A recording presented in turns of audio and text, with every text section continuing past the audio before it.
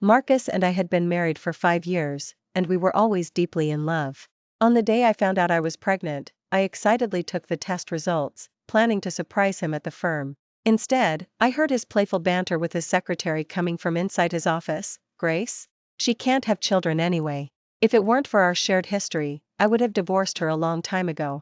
The other woman claimed she was carrying his child, but had a low sperm count. Marcus and I had been together for 2 years in college and 5 years after marriage. In the eyes of our friends and family, we were always a model couple. I had believed I found a soulmate to spend my life with, but that last sentence hit me like a heavy hammer, crashing hard into my heart. I squeezed my eyes shut, desperately trying to control the urge to storm in and make a scene.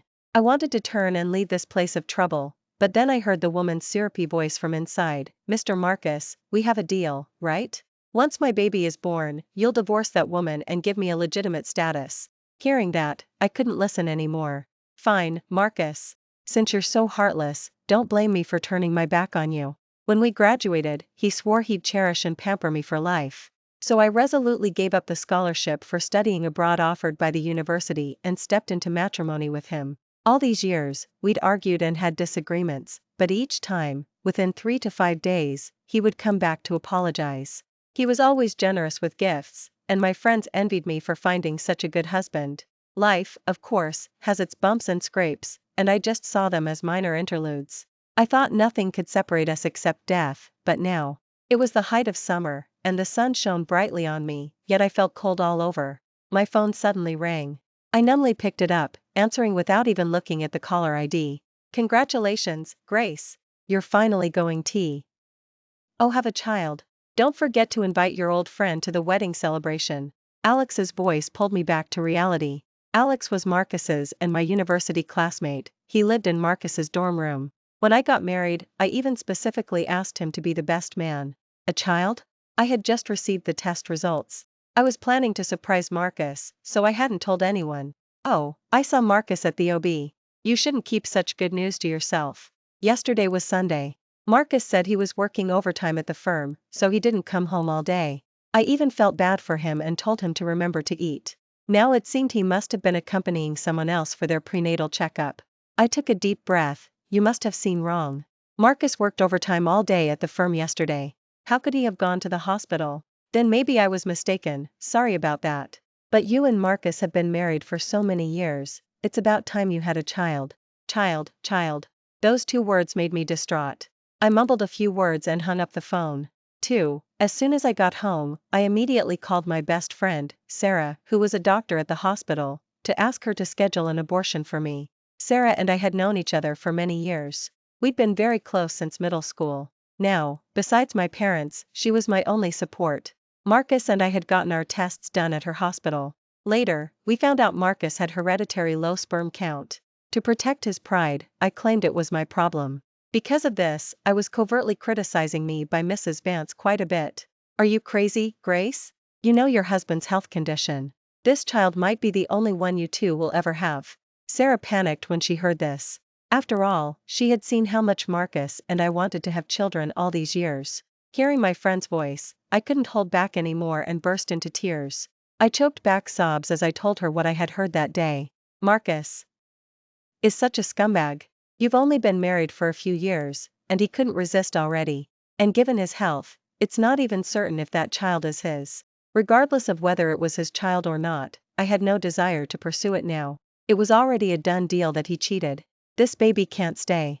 This marriage has to end.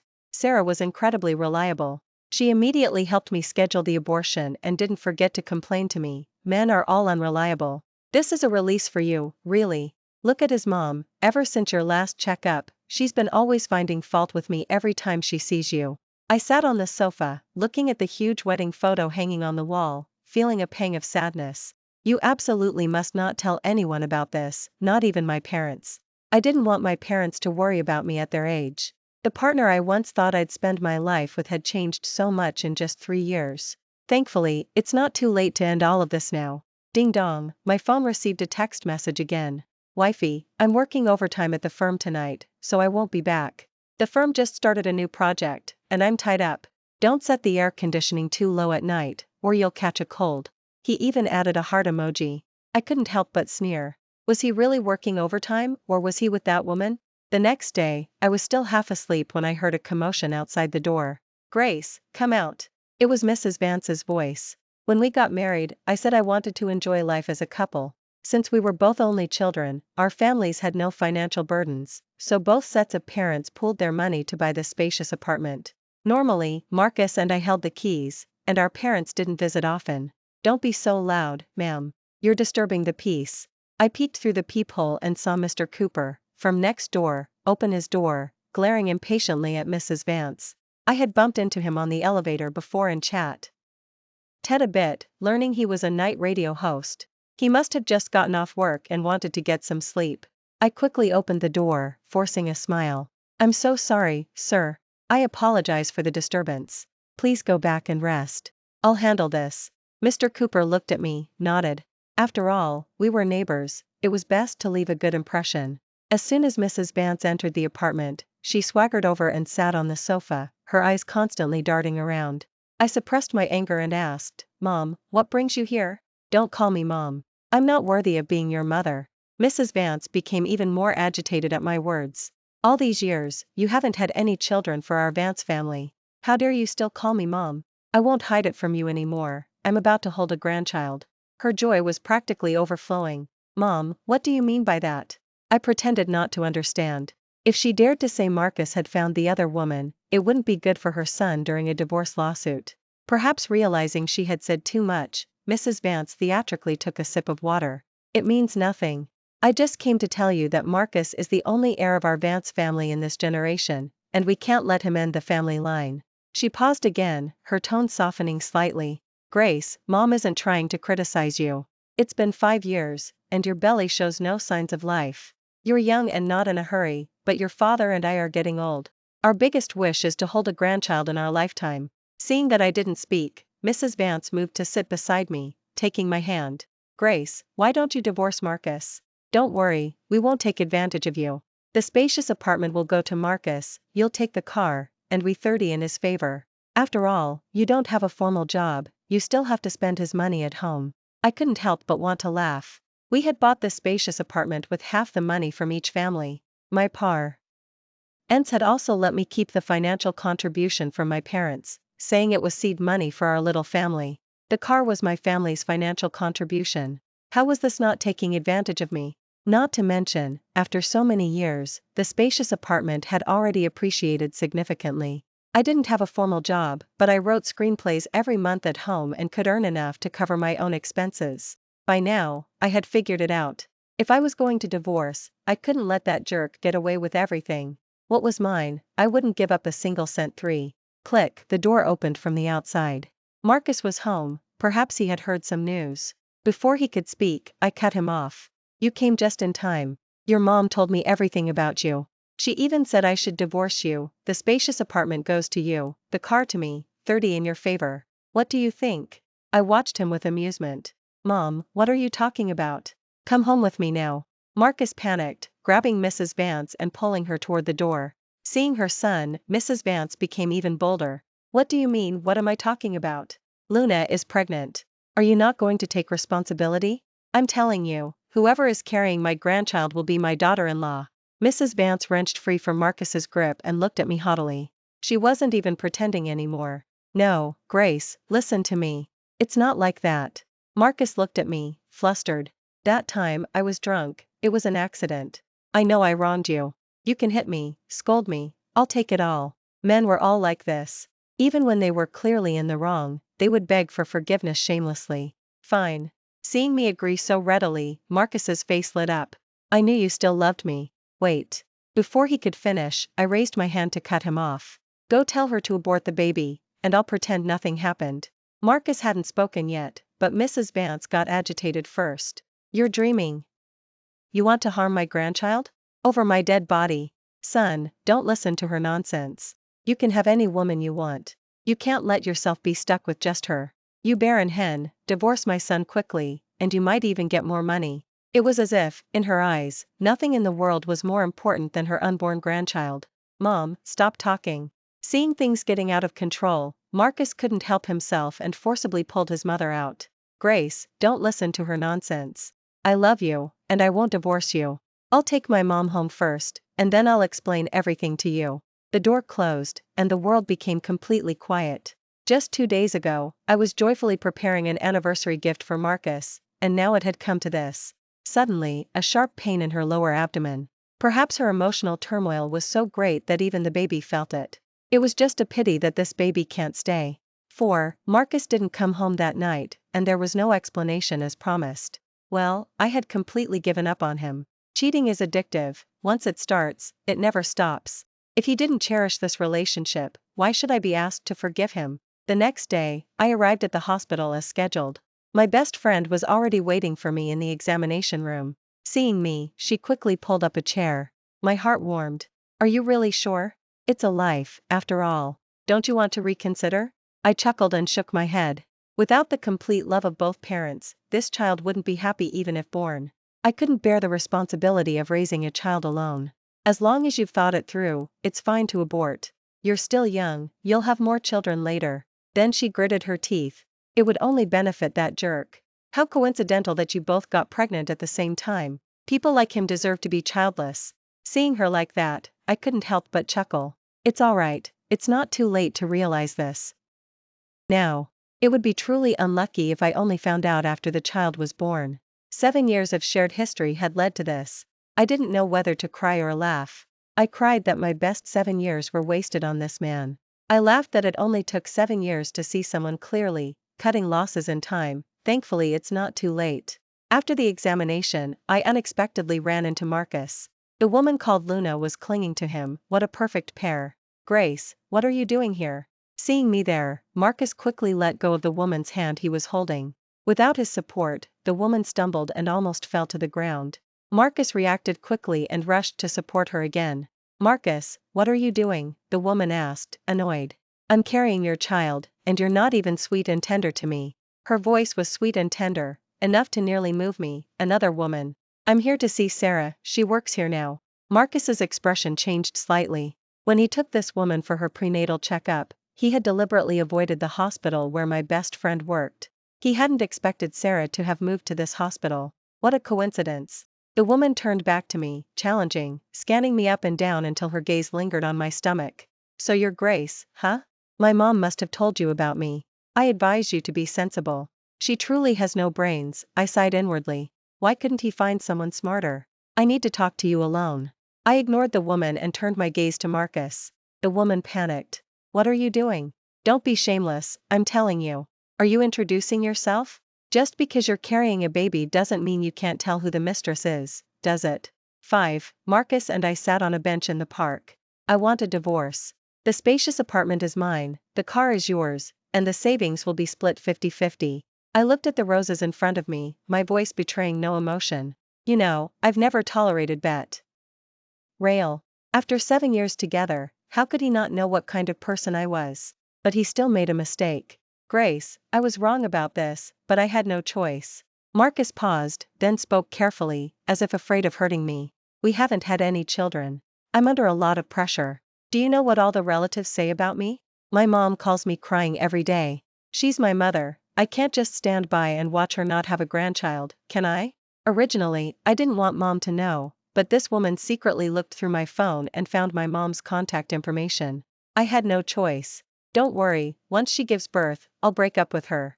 We'll bring the baby home and raise it together, then give her some money so she never comes back. That way, the child will grow up thinking of you as their mother. We've been together for 7 years. No one understands you better than I do, Grace. Marcus reached for my hand, but I quickly pulled away. How despicable. Why didn't I realize he was such a jerk before? You want me to raise someone else's child? Dream on. Why didn't I realize you were like this before? I'm telling you, we're over, completely over. These past 7 years were a complete waste. You wouldn't want this scandal exposed at your company, would you? Think carefully about the conditions I mentioned. My words carried a hint of threat. Marcus's career is on the rise, and he's likely to be promoted soon. He absolutely couldn't afford to make a mistake at this critical juncture. Marcus seemed to lose all his energy, speechless. Child, house, and wife. He had to choose one. He probably never expected me to resolutely file for divorce. Looking at the person peeking and eavesdropping from the flower bushes nearby, I couldn't help but want to laugh. Alright, your wife and child are waiting for you. With that, I turned and left. When I arrived at my best friend's office, Sarah eagerly questioned me. What were you talking to that man about? He didn't come back begging for forgiveness, did he? You absolutely cannot agree to him. I've already scheduled your surgery. How could we reconcile? I just discussed the divorce asset division with him. He's currently in a phase where his career is on the rise, and you know how much he values it, so he definitely can't afford to have a big fight with me. Hearing me say that, Sarah breathed a sigh of relief. That's good. I've scheduled your surgery for next Tuesday. I'll send you a list of things to pay attention to these days on your phone. You absolutely must be careful. No, I'm still not at ease. Forget it, just move in with me.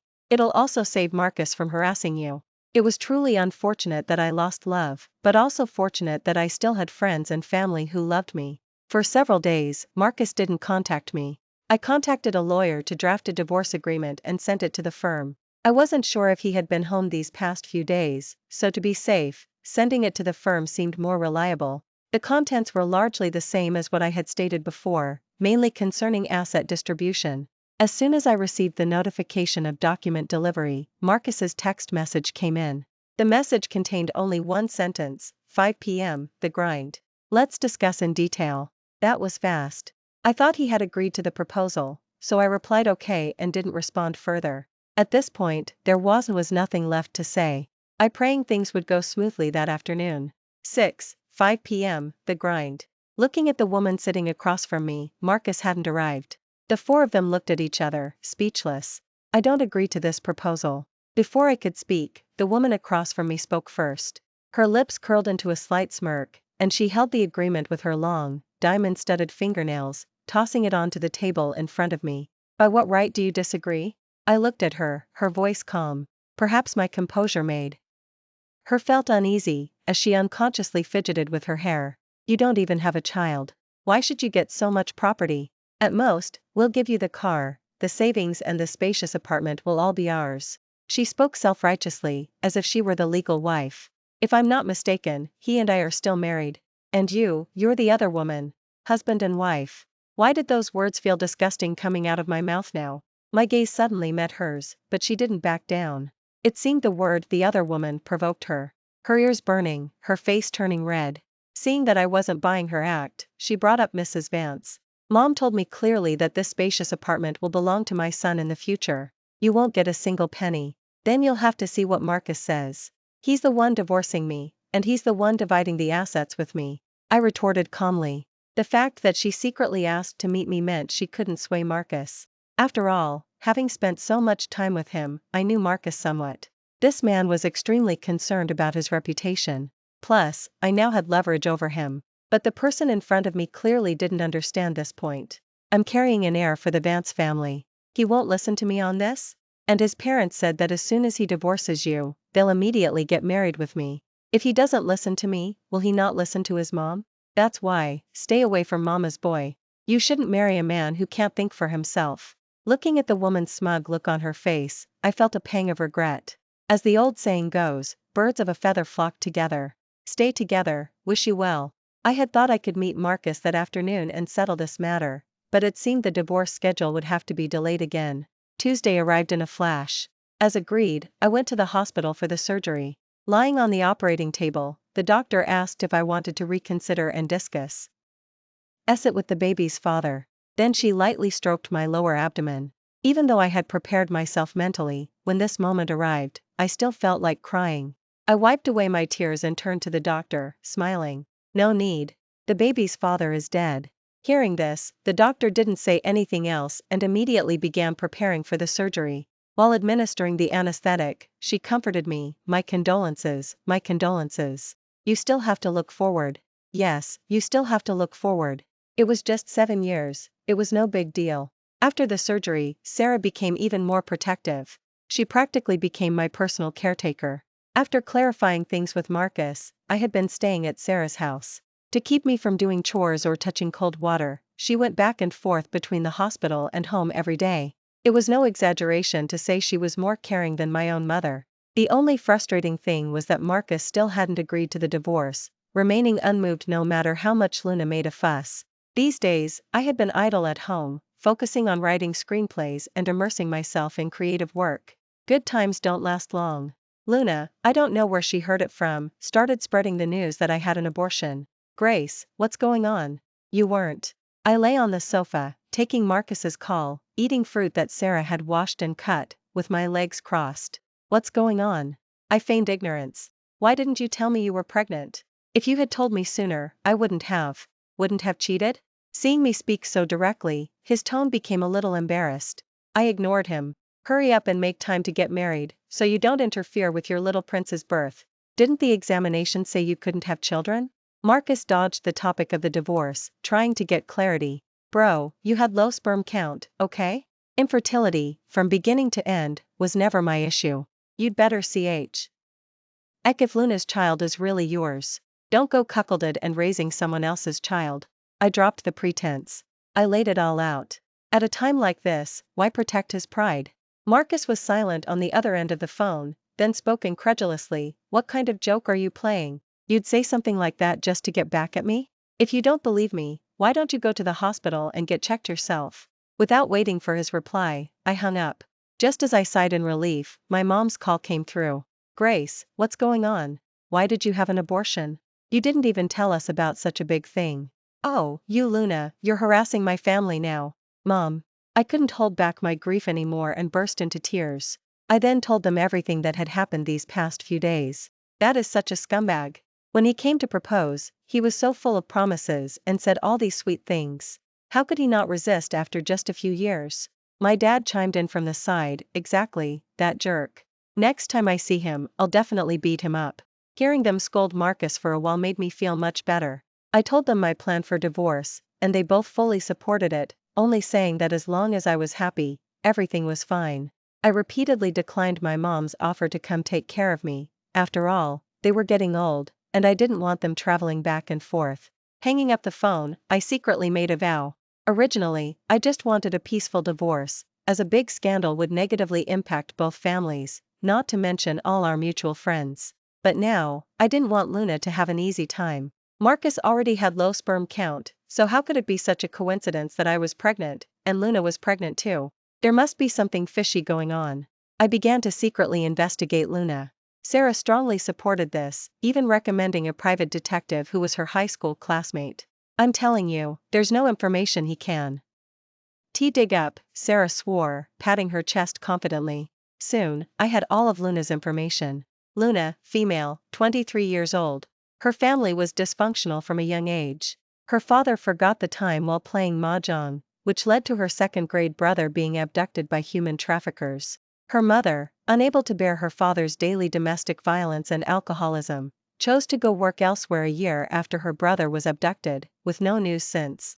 As for Luna herself, she was psychologically warped from being abused since childhood, and began bullying classmates in middle school. Thankfully, she was still young at the time and was corrected in time. Later, she was admitted to the local university with excellent grades. Because of her family's poverty and inability to afford tuition, she received financial assistance from a kind person. After graduation, she joined Marcus's firm as an intern. According to what Marcus said before, he and Luna had no prior connection. It was only during a firm team-building event, when he was drunk, that he mistook Luna for me, which led to her getting pregnant. And, do you know who sponsored her? Sarah asked mysteriously. Who? Marcus's dad. How coincidental is that? Mr. Vance? Indeed, how could it be such a coincidence? That she just happened to intern at Marcus's firm? That he just happened to get drunk and be with her? That Vance just happened to find out as soon as she was pregnant? 7. I hired the private detective to secretly follow Luna, with instructions to report her every move to me. Luna was starting to show, and Mrs. Vance, uneasy, made her quit her job and move back to their family home so she could take care of her. During this time, Marcus and I got married. Because of Luna, almost all of our friends now knew about it. The detective said Luna was now constantly throwing tantrums at home, saying she didn't want the child to be born without a proper name. Now she didn't even want the spacious apartment, wanting a legitimate status. These words broke Mrs. Vance's heart, and she called Marcus every now and then, urging him to settle things. With no hope of reconciliation, coupled with family pressure, Marcus eventually compromised. After getting the divorce, standing in front of City Hall, I felt truly light for the first time. The final outcome was very favorable to me. The spacious apartment and car were mine, 30 in my favor. He said it was his compensation for all these years. I looked at his thinner frame and the stubble on his chin, pursed my lips, but still couldn't say anything. Who would have thought that a deep love from our youth would end up like this? We looked at each other silently. A month passed, and the detective made no progress. This made me incredibly anxious. Was my intuition wrong? Quick, think. Did you miss something? I was unwilling to give up. Honestly, no, sis. Their family is too normal. Leo complained bitterly. Sis, do you have any more challenging work? I'm sick of looking at this family. 2 more days. If there's still nothing in 2 days, I'll let you go.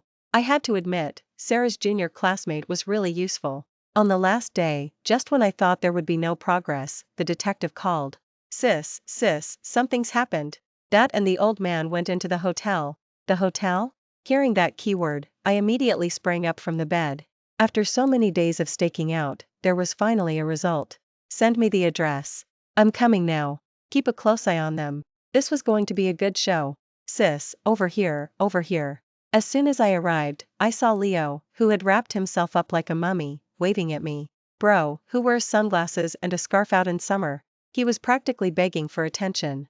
A line of ellipses appeared in her mind. Leo seemed completely oblivious to his bizarre attire, completely engrossed in his excitement. I just overheard them going into room 1804. Good job, kid. I'll send you a bonus later. After all, I was now a well-off lady.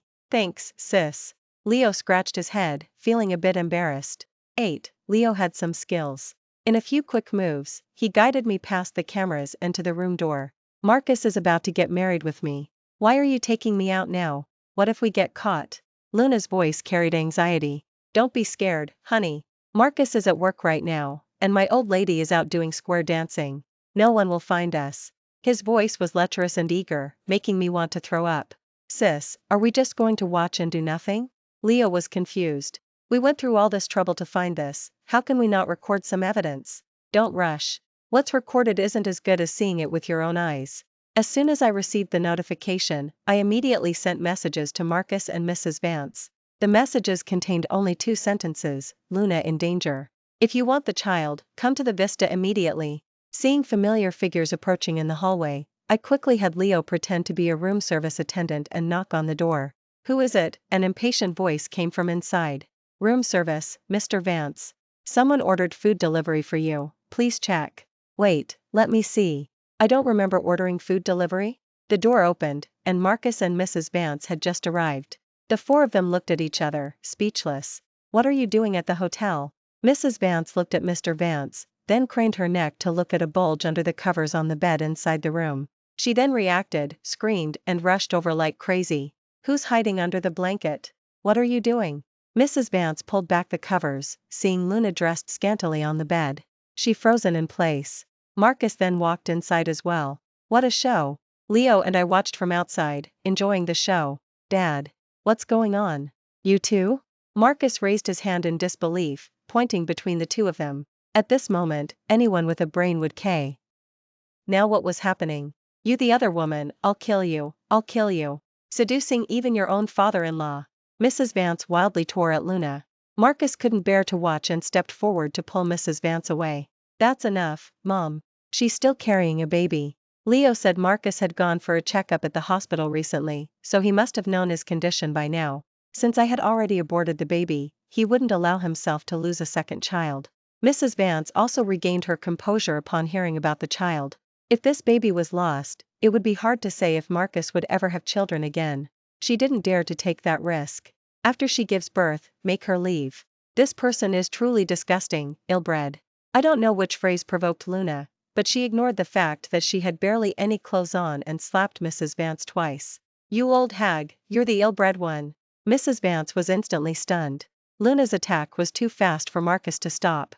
I'm telling you, I'm carrying Mr. Vance's child, you old bat. Enjoy serving your husband's mistress, don't you?